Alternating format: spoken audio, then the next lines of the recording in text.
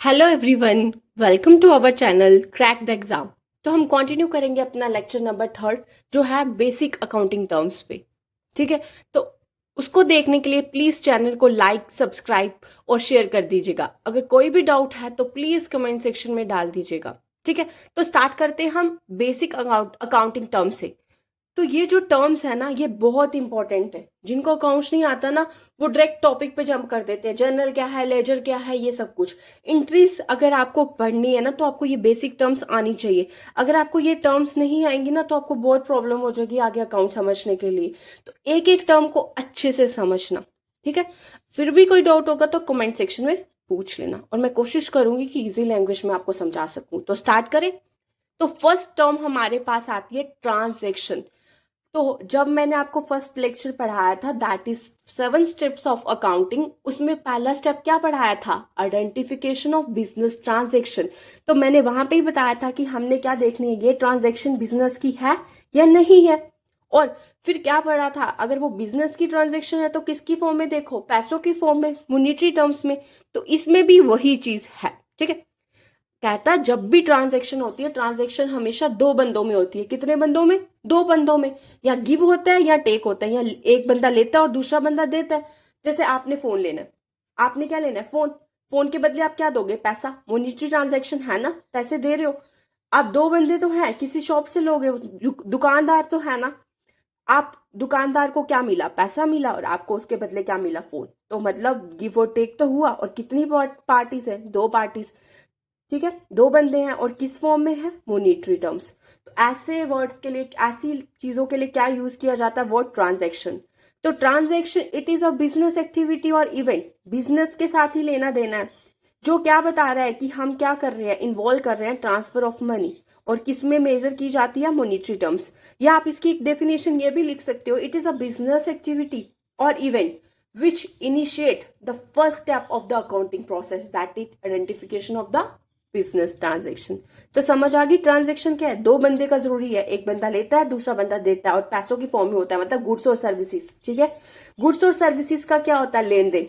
एक बंदा ले रहा है, दूसरा दे रहा है, दो पार्टीज का होना जरूरी है, और वो किसकी फॉर्म में होती है? पैसों की फॉर्म में। अब इसकी टाइप्स हैं, एक है इंटरनल ट्रांजेक्शन, दूसरी है एक्सटर्नल। अब इंटरनल वर्ड से क्या समझते हो? जो बिजनेस के खुद के अंदर होती है। ठीक है, उसको क्या कहोगे? Internal transaction. और जो बिजनेस के बाहर ट्रांजेक्शन करोगे वो कौन सी होगी? Outside transaction. वही लिखा है, वो ट्रांजेक्शन जो बिजनेस के विद इन बिजनेस होती है उसको क्या कहते हैं? इंटरनल। और जो बिजनेस और आउटसाइड पार्टीज के साथ होती है उसको क्या कहोगे? एक्सटर्नल। अब इंटरनल की एग्जांपल देती हूँ, पहले ये वाली समझो, इससे आसानी हो जाएगी, फिर सेकंड पढ़ते हैं। फर्स्ट वाली पढ़ेंगे। क्या लिखा है? अगर ऑनर, ऑनर होता है जो कंपनी में पैसा लगाता है, इसके लिए वर्ड यूज करते हैं प्रोप्राइटर।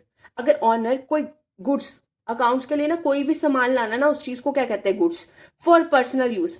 अगर वो अपने पर्सनल यूज के लिए कोई चीज ला रहा है, ट्रांजैक्शन तो होगी, पैसा तो दिया उसने, लेकिन वो अपने पर्सनल यूज के लिए ला रहा है, बिजनेस के लिए ला रहा है, विद इन बिजनेस, मतलब वो खुद ऑनर तो क्या है? बिजनेस का ही बंदा है ना।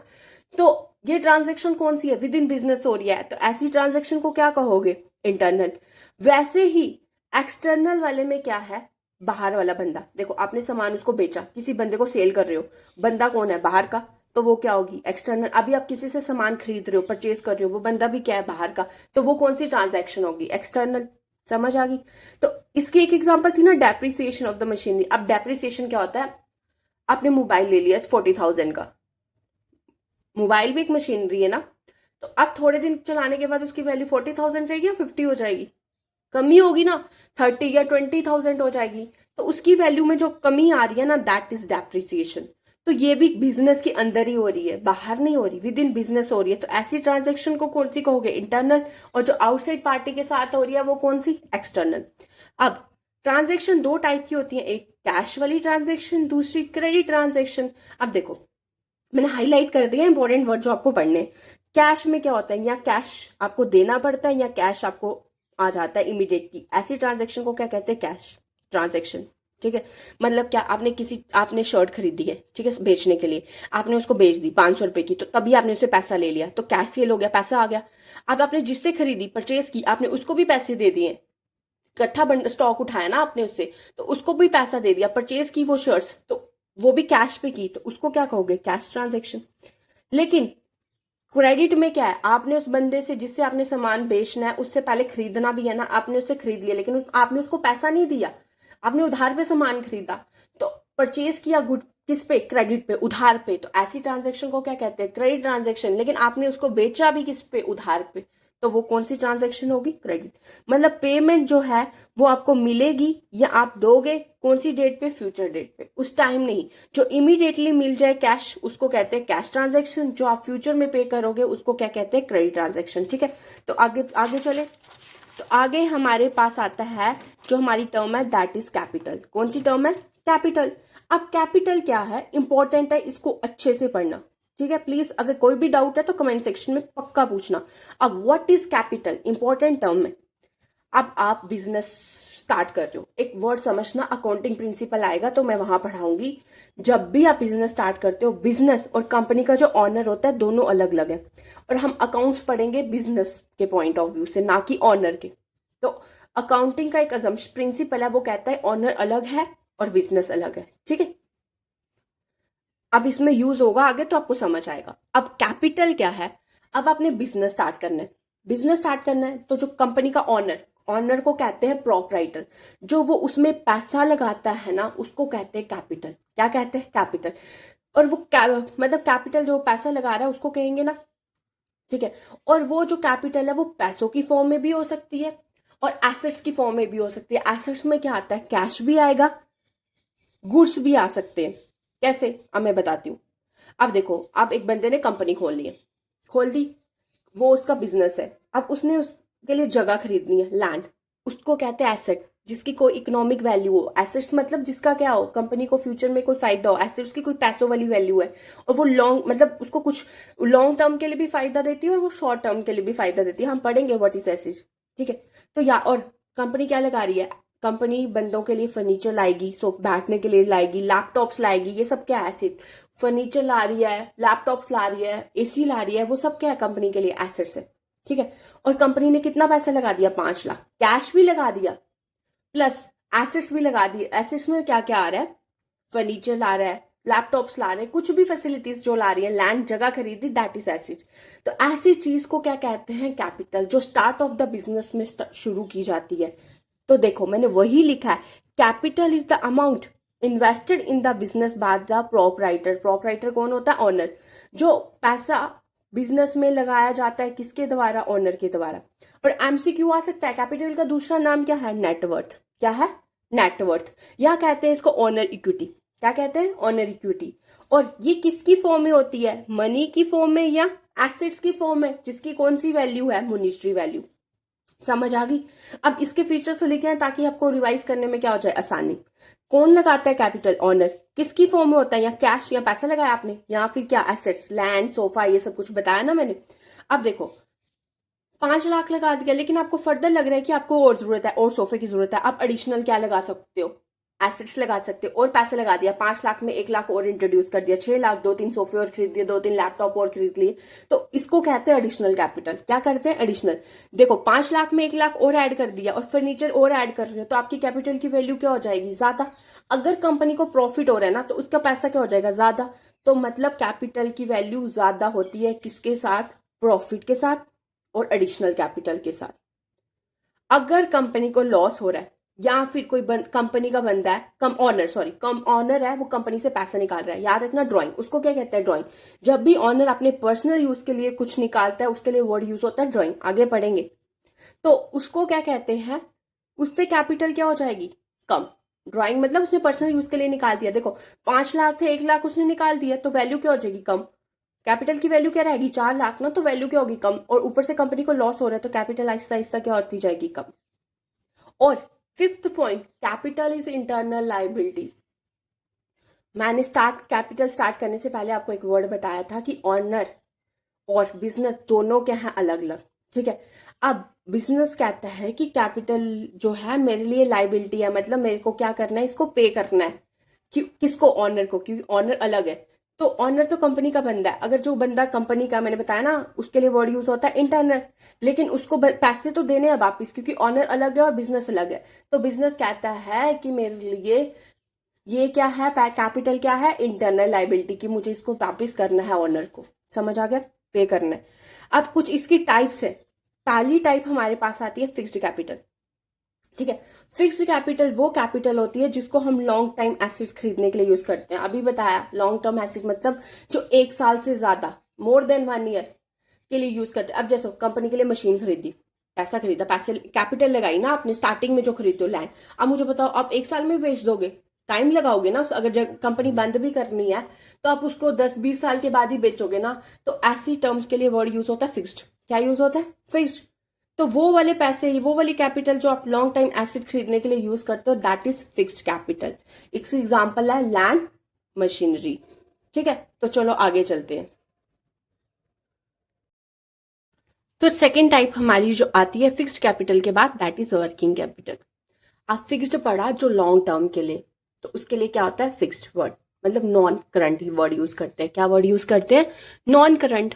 अगर डे टू डे ऑपरेशन है ना तो उसके लिए वर्ड यूज करते हैं करंट, याद रखना। ठीक है, अब वर्किंग है, वर्किंग का मतलब रोज यूज कर रहे हैं। जो कैपिटल हम यूज करते हैं डे टू डे ऑपरेशन के लिए, मतलब डेली।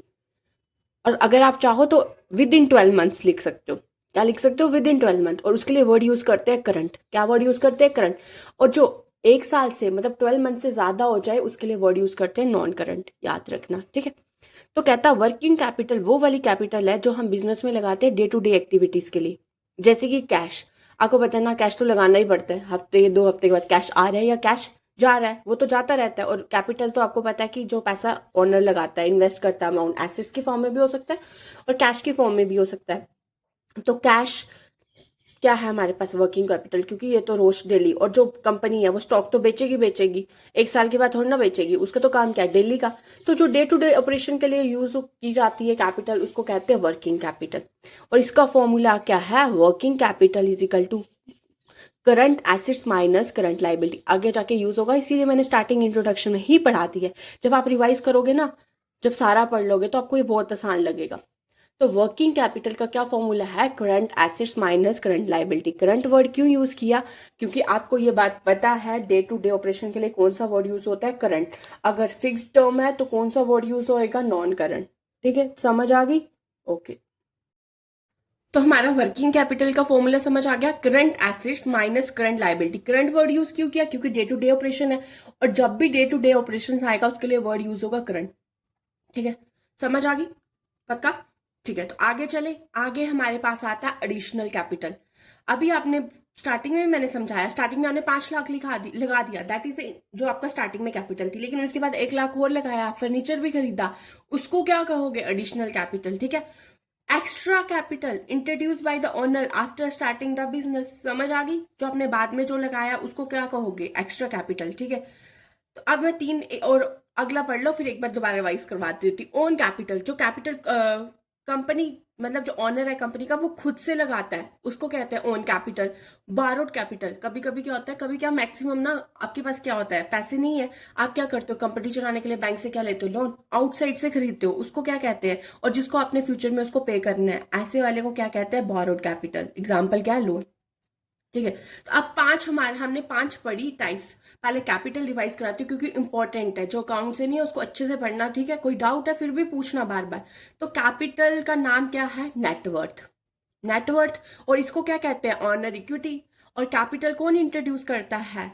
ऑनर। किसकी फॉर्म में? कैश या मनी। ऑनर को प्रोपराइटर बोलते हैं। अगर प्रॉफिट है या एडिशनल कैपिटल लगा रहे हो तो कैपिटल इंक्रीज करेगी। अगर लॉस या ड्रॉइंग है तो कैपिटल क्या करेगी? डिक्रीज करेगी। और कैपिटल कौन सी लाइबिलिटी है? इंटरनल।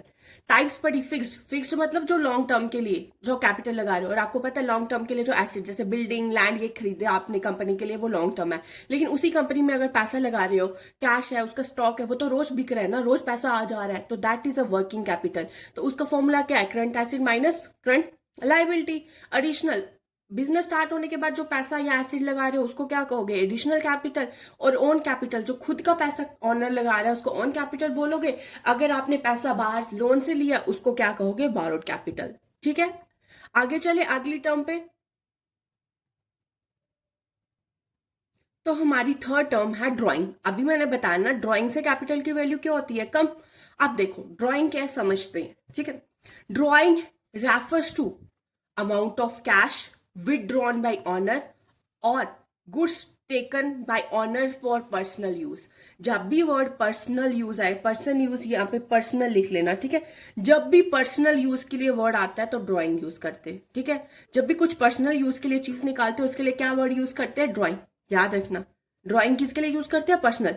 या ऑनर क्या करेगा? कैश निकालेगा या फिर कोई गुड्स, ठीक है। गुड्स मतलब एसेट्स। एसेट्स में क्या आता है? कैश भी आता है और गुड्स भी आता है। याद रखना, एसेट्स में क्या आएगा? कैश भी आएगा और गुड्स भी आएगा, ठीक है। तो क्या कह रहा है? ड्राइंग वो चीज है जब ऑनर क्या कैश निकालेगा या कोई गुड्स निकालेगा, किसके लिए? बिजनेस से निकालेगा, किसके लिए? पर्सनल यूज के लिए। तो उसके लिए क्या टर्म यूज की जाती है? ड्राइंग। मतलब assets taken by honour. Assets में पैसा भी आएगा, कैश भी आएगा और गुड्स भी आएंगे। समझ आ गई? ऑनर जब पर्सनल यूज के लिए कुछ चीज निकालता है बिजनेस से, चाहे वो कैश हो चाहे वो गुड्स हो, उसको क्या कहते हैं? ड्राइंग। समझ आ गई? टैग वर्ड क्या है? पर्सनल यूज, ठीक है। अब मैंने सबके फीचर्स लिखे हैं ताकि आपको इसको पढ़ने में क्या हो जाए? आसानी। तो इसका फीचर क्या है? इसको कौन निकालता है? ड्राइंग। ड्राइंग हमेशा कौन कर सकता? ऑनर। ये नहीं कोई और निकाल रहा है पैसे तो उसको भी ड्राइंग बोलोगे, नहीं, ऑनर। और किसके लिए निकाल रहा है वो? Personal use. अब देखो, 5 लाख में से उसने 1 लाख रुपए निकाल दिया, कितने रह गए? 4 लाख। कैपिटल की वैल्यू क्या होगी? कम। तो हमेशा ड्राइंग क्या करती है? कैपिटल की वैल्यू को रिड्यूस करती है। अभी हमने पढ़ा डिक्रीज करती है, पढ़ा ना, डिक्रीज करती है लॉस होने की वजह से और ड्राइंग होने की वजह से, ठीक है। और इसको किस में रिकॉर्ड किया जाता है? अब हम अकाउंटिंग पढ़ रहे हैं, अकाउंटिंग में ना हम एंट्रीज करते हैं जर्नल में, दिस अकाउंट डेबिट या दिस अकाउंट क्रेडिट, तो उसके लिए अकाउंट बनाते हैं। तो जब भी ड्राइंग की एंट्री आएगी तो रिकॉर्ड किया जाता है ड्राइंग अकाउंट। तो उसके लिए कौन सा अकाउंट बनाया जाता है? Drawing account. समझ आ गई? ठीक है। अब इस ड्राइंग अकाउंट का क्या मतलब? ड्राइंग करने से क्या इफेक्ट पड़ता है ट्रांजेक्शन पे? क्या बढ़ रहा है, क्या कम हो रहा है? अभी आपने पढ़ा, ड्राइंग करने से कैपिटल की वैल्यू क्या होती है? कम, कम होगी। और एसेट्स मतलब कैश निकाल रहे हो, गुड, उसकी वैल्यू भी क्या हो जाएगी? कम, क्योंकि पैसा तो निकल गया। या कुछ कोई चीज एसेट्स, क्या पता उसने कोई फर्नीचर निकाल दिया अपने घर के लिए, ठीक है। तो एस ड्राइंग का इफेक्ट क्या है? कैपिटल की वैल्यू भी कम हो रही है और एसेट्स की वैल्यू भी क्या हो रही है? कम। मतलब उसने निकाल लिया, जो चीज निकालते हैं उसकी वैल्यू क्या हो जाती है? कम। तो तीन टर्म्स क्लियर होगी ना। फर्स्ट पढ़ी ट्रांजेक्शन, दूसरा पढ़ा कैपिटल और तीसरा पढ़ा ड्राइंग। अब फोर्थ आते हैं डेटर, ठीक है। अब डेटर कौन होते हैं? पहले मैं हिंदी में समझा देती हूँ, फिर आपको जल्दी से लर्न हो जाएगा ये, ठीक है। अब डेटर, दो बंदे हैं, एक डेटर दूसरा क्रेडिटर। आपका बिजनेस है, ठीक है। आपने अभी मैंने ट्रांजेक्शन पढ़ाई ना, क्रेडिट ट्रांजेक्शन एंड पढ़ा है ना, क्रेडिट। या आप उधार पे सामान लोगे या उधार पे सामान बेचोगे। अब आपने कंपनी खोली थी, यही बताया शर्ट की। अब आपने क्या बोला कि ना, मैं क्या करता हूँ, कंपनी खोल लेता हूँ लेकिन मेरे पास पैसा नहीं है, तो मैं ना इससे उधार पे ले लेता हूँ, तो मैं इसको बेचता हूँ, फिर मेरे को जो पैसा आएगा मैं इसको दे दूंगा, ठीक है। आप बोल देते हो ठीक है चलो चलेंगे आप उसके पास। तो आपने कहा ठीक है, मैं इकट्ठा माल उठाता हूँ, तो थोड़े से मतलब मैं आपको क्या करता हूँ, जैसे मेरे को पैसे मिलेंगे मैं आपको दे दूंगा। आपने उस बंदे से क्या कर लिया? पैसा उधार पे उठा मतलब शर्ट ले ली, शर्ट्स उसका बंडल जितना भी खरीदना माल स्टॉक आपने खरीद लिया, लेकिन उसको पैसे नहीं दिए। आपने उसको पैसे नहीं दिए उस बंदे को। तो वो बंदा जिसको आपने पैसे देने हैं उसको कहते हैं क्रेडिटर। क्या बोलते हैं? क्रेडिटर। लेकिन आपने उसको पैसे देने हैं तो वो आपके लिए क्या है? लाइबिलिटी। आपको पता है ना, वो आपने उसको देने हैं, वो आपके लिए क्या है? लाइबिलिटी। और आप खुद बताओ, वो बंदा आपको 1 साल से ज्यादा वेट करेगा? जब भी 1 साल के अंदर पैसा देना है तो उसके लिए क्या यूज करते हैं वर्ड? या देना या लेना, उसके लिए वर्ड यूज करते हैं करंट। तो बताओ, क्रेडिटर हमारे पास कौन सी लाइबिलिटी होगी? करंट। कौन सी होगी? करंट लाइबिलिटी, क्योंकि 1 साल तक हमें से पैसा देना है। तो वैसे ही अब आपने सामान ले लिया, अब आपने उसको बेचना है। अब क्या होगा? अगर आप बेच रहे हो, आपका आ गया दोस्त। क्या आ गया? दोस्त। उसने कहा यार दे दे तू मुझे शर्ट, मैं तेरे को ना थोड़े दिन तक पैसे दे देता हूँ। आपने कहा चल ठीक है, मेरा दोस्त है, तो आपने उसको पैसे दे दी शर्ट, ठीक है। लेकिन उसने आपको पैसे नहीं दिए। तो वो बंदा जो आपका दोस्त है वो आपके लिए क्या है? डेटर। क्या है वो? डेटर, क्योंकि उसने आपको क्या देने हैं? पैसे। लेकिन आपके पास पैसे आएंगे ना, तो पैसों की क्या? Economic value. तो इकोनॉमिक वैल्यू वाली चीज को क्या कहते हैं? एसेट, ठीक है। तो 1 साल के अंदर उसको देने हैं तो क्या वर्ड यूज करोगे? करंट। तो डेटर आपके लिए क्या है? Current assets. क्या है? करंट एसेट, क्योंकि उससे आपको क्या आना है? पैसा, लेकिन विद इन 1 ईयर। समझ आ गई? पक्का? ठीक है। तो पढ़े डेटर कौन है, ठीक है। Debtor is a person from हुम मनी इज रिसीवेबल, जिससे हमने मनी क्या करनी है? रिसीव, टू द बिजनेस, जिसको बिजनेस में बिजनेस को उससे क्या आना है, पैसा, ठीक है। On account of credit sale of good, आपने उसको क्रेडिट सेल की है, शर्ट बेच दी अपने दोस्त को, लेकिन आपने उसे पैसे नहीं लिए, तो पैसे नहीं लोगे तो कौन सी ट्रांजेक्शन है, क्रेडिट। तो डेटर वो बनता है जो इसने बिजनेस को क्या देना है, पैसा, और पैसा आएगा ना बिजनेस में तो वो क्या है, एसेट, ठीक है। और डेटर जनरली अमाउंट रिसीव होता है विद इन 12 मंथ। तो अगर कोई भी चीज 12 मंथ के अंदर हमें रिसीव होनी है ना, तो उसके लिए वर्ड यूज होता है करंट। क्या होता है, करंट। लेकिन पैसा आएगा तो वो क्या है, एसेट। तो डेटर हमारे लिए क्या है, करंट एसेट। समझ आ गई। क्या बताया डेटर मैंने, अच्छे से समझो। जिसको आपने उधार पे सामान बेचा, आपका दोस्त, उसने आपको क्या देना है, पैसा देना है। बिजनेस को पैसा देना है, आपको नहीं, बिजनेस है वो, याद रखना। आप और बिजनेस क्या अलग अलग। तो वो क्या है, बिजनेस के लिए डेटर, क्या है, डेटर। लेकिन पैसा आएगा, और पैसा आने के लिए वर्ड क्या है, आना है ना आपके पास, दैट इज एसेट। लेकिन 1 साल तक आएगा विद इन 12 मंथ, तो दैट इज करंट। तो इसका मतलब डेटर हमारे पास क्या है, करंट एसेट। समझ आ गई, ठीक है। तो आगे चले। आगे हमारे पास आता है क्रेडिटर। ये मैंने समझा दिया, आपने उस बंदे से क्या लिया, परचेज किए, गुड, सामान खरीदा, मतलब परचेज की कोई चीज, किस पे, क्रेडिट पे, पैसे नहीं दिए। तो वही लिखा है, creditor are the person from whom, आप नहीं, बात किसकी करोगे, बिजनेस, क्योंकि बिजनेस और ऑनर अलग अलग है। हम बिजनेस को चला रहे हैं, लेकिन मैं समझाने के लिए आपकी एग्जांपल ली है, लेकिन हमने किसकी लेनी है, बिजनेस की। जिससे बिजनेस क्या करता है, उधारी पे सामान खरीदता है, परचेज मतलब खरीदा, ठीक है। अब बिजनेस ने उसको 1 साल के अंदर अंदर क्या करना है, पैसा पे करना है ना। तो करना मतलब आपके लिए वो क्या है, बिजनेस के लिए वो क्या है, लाइबिलिटी है, ठीक है। और याद रखना, आपने किसी से सामान लिया, तो अगर आपको बोले ये इंटरनल लाइबिलिटी है एक्सटर्नल, तो एक्सटर्नल, ठीक है। और कैपिटल कौन सी थी, इंटरनल, ठीक है। और आपने 12 मंथ के अंदर अंदर पे करना है, तो कौन सी लाइबिलिटी हुई, करंट। तो डेटर करंट एसिड है, और क्रेडिटर करंट लाइबिलिटी है। तो समझ आ गया, ये तो दोनों आसान थे, डेटर क्रेडिटर, ठीक है। तो अगली वर्ड लाइबिलिटी, कब से यही पढ़ा रही हूँ, लाइबिलिटी लाइबिलिटी, अब आया मेन लाइबिलिटी पे, ठीक है।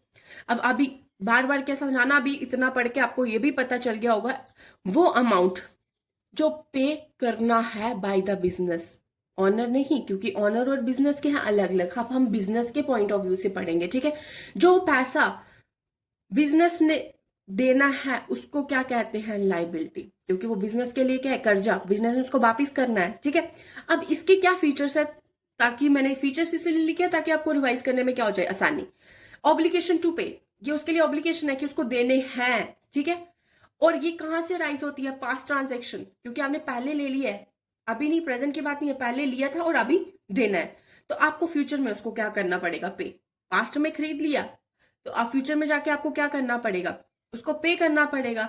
और लाइबिलिटी को कहाँ शो किया जाता है, liability side of the balance sheet. Balance sheet की बात की थी ना, जो कंपनी की पोजीशन बनाता है, तो लास्ट में बैलेंस शीट बनती है जिसमें दो साइड्स होती हैं, एक एसेट, एक लाइबिलिटी साइड, दूसरी एसेट साइड। तो लाइबिलिटी को liability side of the balance sheet में शो किया जाता है। समझ आ गई। ऑब्लिगेशन है, इसको पे करना है, पास्ट ट्रांजेक्शन से होती है, और फ्यूचर में जाके इसको पे करना पड़ता है, ठीक है। अब इसकी भी कुछ टाइप है, ठीक है। अब पहली टाइप क्या है, करंट लाइबिलिटी। अब करंट, अब मैं बार बार नहीं बताऊंगी, करंट का मतलब अब उसको पे करना है विद इन 12 मंथ। 12 मंथ का मतलब 1 अकाउंटिंग ईयर। वो वाली लाइबिलिटी जो आपको पे करनी है विद इन 1 अकाउंटिंग ईयर, उसको क्या कहते हैं, करंट लाइबिलिटी। एग्जाम्पल अभी पढ़ा, क्रेडिटर। दूसरी बिल पेबल, आगे आएगा तो आप वहां जाके समझ लेना बिल पेबल क्या होता है, ठीक है। फिर क्या, आउटस्टैंडिंग एक्सपेंसेस, ये सब टर्म्स मैं आगे समझाने वाली हूँ। और ये बैंक ओवरड्राफ्ट, ये हमारे पास क्या है, करंट लाइबिलिटीज। एक बार आगे समझोगे ना, फिर खुद समझ आ जाएगा। अगर कोई डाउट होगा फिर भी मुझे पूछ लेना। समझ आ गई करंट। ये जो एग्जाम्पल्स है, एक एक पॉइंट में नेक्स्ट क्लास में समझाने वाली हूँ, फिर दोबारा मैं एक बार आपको रिवाइज करा दूंगी। आगे चले। आगे हमारे पास आता है नॉन करंट लाइबिलिटी। कौन सी, नॉन करंट, मतलब 1 साल से ज्यादा। वो लाइबिलिटी जो हमें पे करनी है मोर देन 1 ईयर। जैसे बैंक से लोन लिया आपने, वो क्या है, लॉन्ग टर्म लोन, उसको क्या कहोगे आप, लॉन्ग टर्म लोन, क्योंकि वो आपको 1 साल के बाद करनी है। दूसरा, डिबेंचर्स। अब ये टर्म्स है, ये शायद मैं एक्सप्लेन ना कर पाऊं, तो अभी समझा देती हूँ डिबेंचर क्या होते हैं। एक वर्ड आता है शेयर, और दूसरा वर्ड आता है डिबेंचर। अब क्या है, जो डिबेंचर है ना, उसको समझने के लिए शेयर समझो, शेयर को समझना। शेयर्स तो आप मैक्सिमम सुनते होगे, इसका शेयर ऊपर जा रहा है। जब आप कोई भी कंपनी का शेयर खरीदोगे, तो आप उस कंपनी के क्या बन जाओगे, ऑनर। क्या बन जाओगे, ऑनर। तो आपके पास क्या होगा, जैसे आपका शेयर ऊपर चला जाएगा, तो आपको क्या हो जाएगा, प्रॉफिट। अगर शेयर की वैल्यू क्या आएगी, कम, शेयर नीचे जा रहा है तो आपको क्या हो जाएगा, लॉस। और आपको शेयर खरीदने से कंपनी का क्या मिल जाएगा, वोटिंग राइट। अब उसी के साथ रिलेटेड वर्ड है डिबेंचर। क्या है, डिबेंचर। तो डिबेंचर क्या है, जब आपने कंपनी का डिबेंचर खरीदा ना, तो आपको क्या होगा, वो कंपनी आपको फिक्स रेट पे, आप उसके लेंडर बन जाओगे। लेंडर मतलब आपने उस कंपनी को पैसा उधार पे दिया।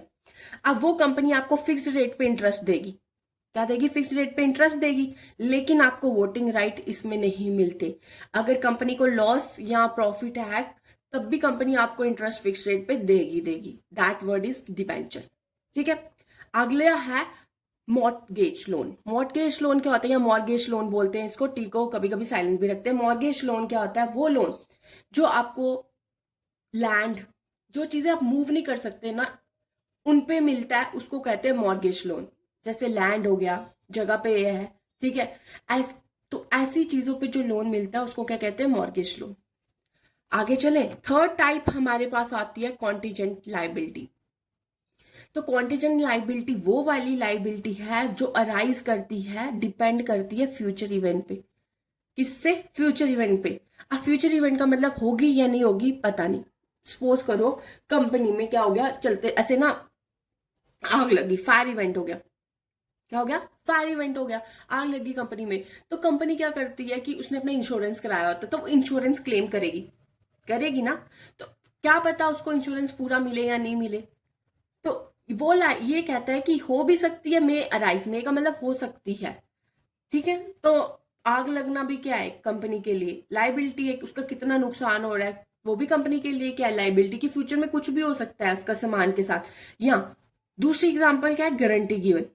आपको पता है ना, कभी कुछ लोन लेना होता है तो आपके बिहाफ पे गारंटी देनी है किसी को, तो वो जो गारंटर है ना, उसके लिए वो क्या है, लाइबिलिटी। क्या पता आप पैसे दो या नहीं दो, तो उस बंदे के लिए वो क्या है, लाइबिलिटी। क्या पता, हो सकता है कि फ्यूचर में आप पैसा ना दो। मे का मतलब समझ रहे हो, हो सकता है। ठीक है, तो ये दो क्या आती है, कॉन्टीजेंट लाइबिलिटी।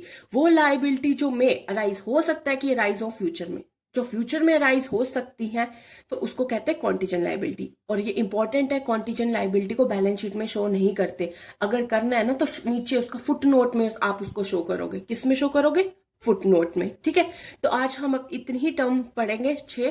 तो कल हम स्टार्ट करेंगे नेक्स्ट टर्म के साथ। Thank you everyone.